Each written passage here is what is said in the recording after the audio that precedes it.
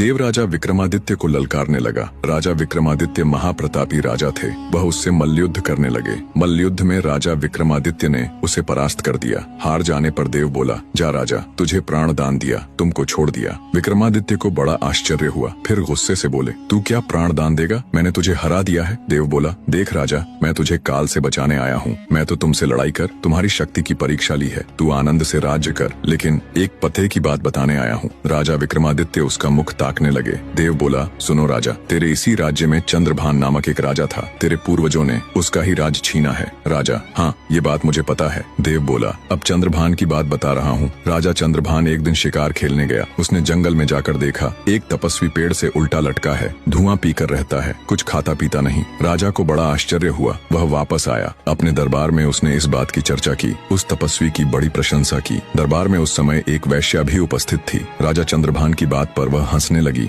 राजा ने पूछा, तू क्यों हंस रही है? तब वैश्या ने कहा, महाराज, संसार में ऐसा कौन व्यक्ति है जो मोह माया से बचा है? राजा बोले, नहीं, वह पूरा तपस्वी है। वैश्या बोली, महाराज की आज्ञा हो तो करिश्मा दिखाऊं? अच्छा, अगर तू उस तपस्वी को डिगा देती है तो लाख मोहर दूंगा। वैश्या मान गई। वह श्रृंगार कर तपस्वी के पास गई। वैश्या रूपवती तो थी ही। उसने देखा तपस्वी पेड़ से लटका है, सचमुच कुछ नहीं खाता पीता, केवल धुआं पीकर रहता है। उसने तपस्वी की सेवा करना आरंभ कर दी। नाना प्रकार के व्यंजन खिलाने लगी। आगे की कहानी अगले